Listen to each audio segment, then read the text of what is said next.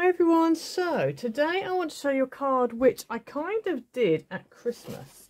However, I was going through Pinterest and I found a version of it which the mechanism is literally exactly the same, but it's not the same thing that you end up with. So I was like, quite like that. So I've ended up with quite a few different versions of, I'm gonna try different versions of this particular pop-up mechanism. So this one is the first one out of the series. So at Christmas we did that pop-up gingerbread house, if you remember. I'll try and link it either in the description or add a little card in the top corner now for it. And so this is the card I came up with. Now I wasn't that happy with what I did on the front. I probably could have done more, but I kind of got a bit stuck because I'm kind of running out of embellishments at the moment and haven't got time to really make stuff. So yeah, anyway, so that's the front, bit boring. But when you open it up, ta-da! You end up with that. So I thought it was really cool. Again, I will put a link to the person on Pinterest that I saw who'd done this. They've done like a little flower box. I've just actually put that in as well because obviously my pattern's quite busy. But if you use a plain pattern, then you wouldn't need to put that in. But yeah, I just thought that was so cool. And you could do all sorts of things with this. You don't just have to have flowers. You could use it with, I don't know, toys coming out or balloons coming out or a cake, or you know, you could use all sorts. You could literally go for it with that. But I just thought it was really cool. It's nice and 3D, but it folds down flat, and when the person gets the card they are none the wiser what is inside it. So I just thought that was a really cool mechanism. So yeah, so I'm going to show you how to do this. It's actually quite simple. Now I know that there are dies out there that does this pop-up mechanism, but you don't need them. You don't need them. If you want simplicity and you want, you know, just to be able to quickly do it, then to be honest, this is quick as well. to be honest, I think this is actually less hassle than doing dies personally. But anyway, there we go. It's just my opinion. So yeah, so we're going to have a go with that. So for this card, you're going to need a 5x7 card blank. Now you can either use, if you've got a 5x7 card blank, you can use that. If not, get yourself a piece of base card that is 10 inches wide by 7 inches tall, and score along the 10-inch edge at 5 inches, which is halfway. Fold it in half, and that will give you your 5x7. You then will need, now you want to really make sure you don't go too thick with these layers. I might have gone a little bit too thick for these, although I'm using the same weights of cards I did with this one. And you do have a bit of wodge. You do have a bit of wodge there, and I put foam pads on the top as well. So I probably won't be able to put that through UK Post. But, you know, whatever. You can make it so that you can if you just use thinner layers. So you're going to need 3 matte layers. And these are 4 3/4 by 6 3/4. And then you need 3 pattern layers, 1 for the front and 2 for the inside, and they need to be 4.5 by 6.5. So we're going to go ahead first of all and just go ahead and stick our patterns onto our mats, and then I will come back to you.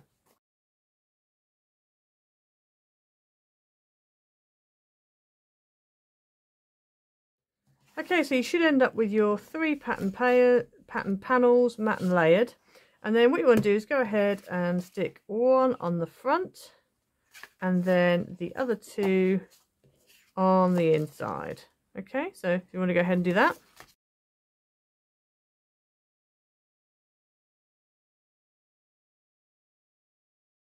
Okay, so you should end up with that. So you've got your pattern on the front and you've got your 2 patterns on the inside. Okay, so you can go ahead and put this to one side for now. We'll come back to that in a minute. You want to bring in another piece of pattern paper. Now I'm using double-sided pattern paper just because, like on this one here, you can see the outside and you can see a little bit of the inside as well. So I just thought it'd be quite nice if it was all, you know, the same colour. Well, not the same colour, but had, you know, had interest on both. So this piece measures 2.5 by 10.5 inches. Okay, so then we need to bring our scoreboards in. So with the scoreboards, we're going to need to score at 1/2 inch, at 1 inch, at 1.5 inch, and then at 5.5, at 6 inches, and at 6.5 inches. Okay, so that's all your scoring on that edge. And then if you want to turn it round, so I'm turning it anti-clockwise like that. It doesn't matter really, it's just that because I want my dark stripes to be at the bottom, my light stripes to be at the top of my box, so I need to score this bottom bit. So just keep that in mind if you're also scoring. And obviously my scores are on the right hand side. So from the bottom you're going to score 1/2 inch. Okay, so that's the top, that's the bottom, and there's my score line at the bottom. Now we're going to go ahead and fold along our score lines. And then we're going to cut certain sections out, but I find it's easier to fold first and then cut because we're not cutting out loads.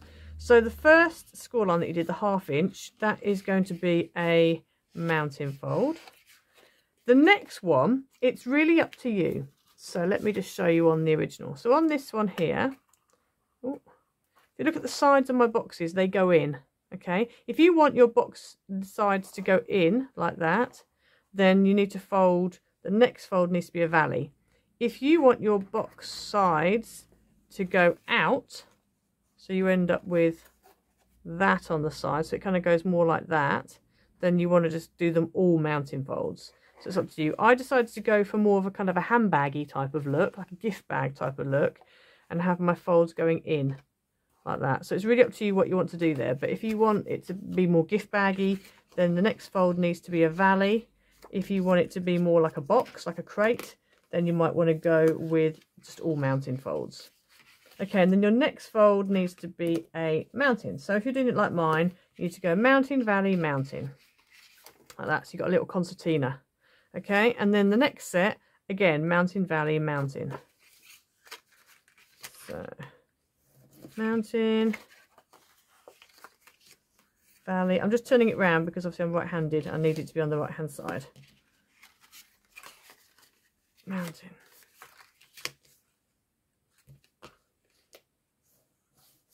Okay, so you should end up with that. Okay, now the bottom fold just needs to be a mounting fold. So obviously my stripes are on the outside of my box. That's where my mounting is going to be, on the outside. Okay, so there we go, like that. So if we just flatten the whole thing out now, what we want to do is come in with our scissors, and you want to take, now you don't want to do a big notch, you just want to do a small little notch, just angle it there, and the same here. So on that big flap, the big 4-inch wide flap, you're just notching that out, and the same on this 4-inch wide here. Just going to notch it out like that. Okay, and then you're going to cut all of that little bit out, and you're going to cut all of that bit out. So we're going to go all the way across here like this, and we're going to go all the way across here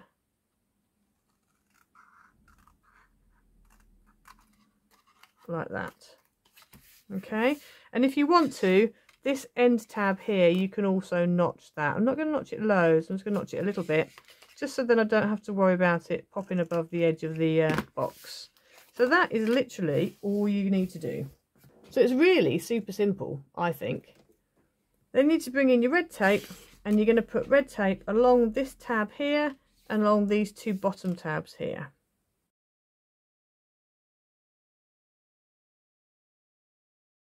Okay, so you should end up with that. So now what we're going to do is going to peel off the backing from that side tab. Just turn it over and fold concertina down that tab on the left, and then you want to concertina down this section here like that, flatten it, and you're going to go ahead and stick that down like that, and that forms your little box shape. Okay, so at this point, obviously, if you were doing it the other way around, you would just make sure you fold it so the bits stick out. So now we're going to bring our card back in. Now you'll notice on this card, I did it so that the topper was on the front and it was landscape. This one I'm actually going to do its portrait, and then when they open it, they'll have to turn it around. With this one, I like the idea that you open and it's just there. But because of the decoupage that I'm using on this one, it's actually angled portrait. So I'm using this, which was very old, Adorable Scoreable, Hunky Dory, Floral Fancy Deco Large, Floral Favourites. Okay, so that's what I'm going to be using on this one. And so the front of my card, I was going to put this on the front, which is that. By the way, these papers are from the Let's Celebrate first edition pad. And the ones I used on this one, this was a decoupage I was given. Again, it was one of these like Kanban or Hunky Dory or something along those lines. These papers and these papers and these as well, all of this was all from the first edition Bloom and Wonder pad. And this topper was from the first edition Forever Free pad. Yeah, it's just because they have little toppers inside, and I just mounted it onto some cards so that it opened up. So that's what I've used there. So what we're going to do is, before we go ahead and stick, well, it's up to you really. If you want to, you can go ahead and stick this on now, and then do your box. But I think I'm going to stick this on afterwards. I'm going to do my box first. But the reason I was showing you these is because some of the other bits of the decoupage that you're supposed to stack up on here, I'm actually going to use in my box. So we're going to open this up. We're going to take our box, and I'm just going to peel off the backing off one of my tabs. So that one's still got tape on it, that one hasn't. So we're going to put this in, and we're going to make sure that the edge of this, which is where the tab is, butts up against the center crease, and we're going to make sure it's central, so top and bottom. And when we're happy it is in the middle, we're then just going to shut our card onto it like that. And then when you open it up, it's stuck on that one side. So then what we're going to do is we're going to do the same again, take that backing off that side and shut it on that side. So now when we open it, there's our little box all ready to go. So what we need to do now is go ahead and add in whatever flowers we want. So I'm just thinking, if I open it like this, normally you'd write on the right hand side. So I think that's the way I'm going to have to do my, although when you open it you kind of see this, so I might do it this way around. See, to me you're going to see that first, so I'm going to actually decorate this side as my front, which I wouldn't normally do, but I am, because that's the side you see, because these are only one-sided, these flower pieces that I've got. So if I do it so it's that way round, you're going to see the back, so I'm going to make sure that's my front there. So as I said, I've got all these bits and bobs. I'm going to pop these out, and then I'm going to use these in amongst here. Now obviously you can use whatever you want, you don't have to use flowers. You could maybe use balloons coming out, or you could have candles, or you could have presents. There's literally all sorts of things you could use. So I'm just going to take out these pieces. Now some of these bits I might actually cut apart because they're too big. Like this one, for example, is too big as it is, so I might cut parts of this out. There's a random butterfly, we'll have that as well. We might also use the With Lots of Love and put that on the front of the box. Okay, so that's pretty much used that up. So one thing you do need to watch out for is, say for example I wanted to put that in like that, I need to make sure that when I shut this card, that's not popping out the top. And that was something that I almost ran a cropper on this one. So I don't know if you can see, if I hold it up, that bit of fern there, that one there, is literally at the top of this card. Like, it is so close. You can see that, hopefully you can. It's so close to being at the top. So you just need to make sure that when you're shutting it, it's not going any higher than that. So really, I'm just going to cut this bit of leaf off here.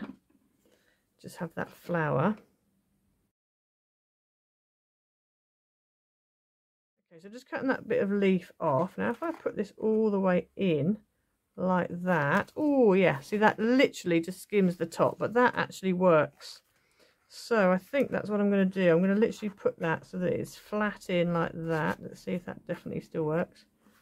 Oh no, I need to cut a little bit out, I think. Yeah, I need to cut a little bit off the bottom. So I'm just going to cut a little off the bottom here. In fact, what I might do is I think I'm going to cut around these flowers at the bottom. Just cut this leaf bit off the bottom. Okay, so I've cut a bit off that now. So now if we put that in there like that, there, if I do it there, it actually doesn't pop up above the top of the card. So I'm going to go ahead now and just add a bit of glue on the back of here. As I said, look, if you look at the back, you can see the white, which is why I'm doing it this way around. So when you open it, you see it, so you know which way round you need to be putting it. So let me just position this, and I'm going to stick this down.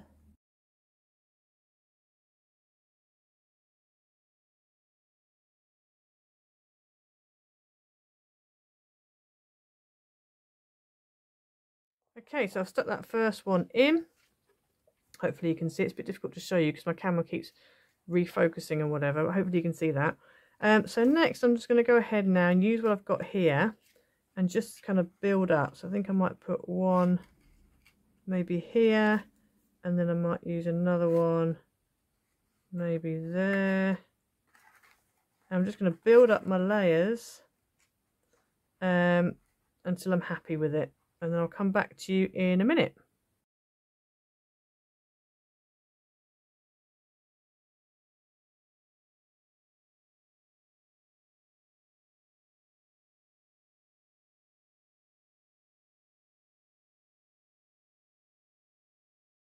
Okay, so I've gone ahead and added in those decoupage pieces. So as you can see, so there's the front, and then you open it up and that's what you see. So you're going to turn it around that way.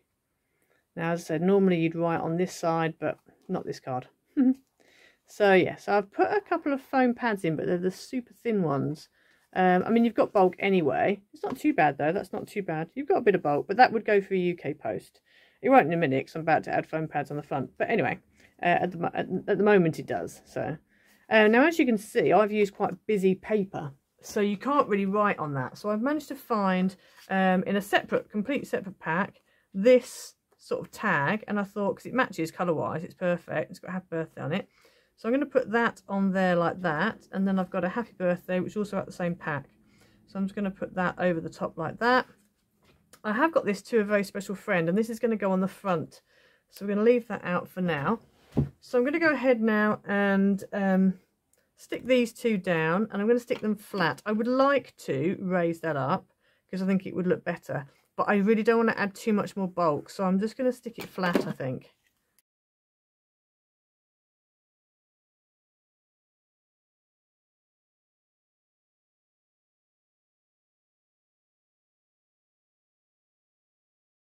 Okay, so I decided to add thin foam pads on it because it just needed to pop a little bit more. It was a bit too flat with it being flat. That sounds obvious, but you know what I mean. So that's the inside done. So now we're just going to close this up, and then we're going to go ahead and do the front. Now, obviously, you have got a bit of bulk there, so you could do your front bit first, but because I knew I was going to add pads on this, I was worried that this would be too much bulk for the inside, and I wouldn't be able to stick my box in properly. So that's why I've done it this way round. So I'm going to go ahead now and I'm going to add this on the front here, and again I'm just going to raise it up on very thin pads, and then I've got this that's going to go across the front there. So I'm going to go ahead and do that now.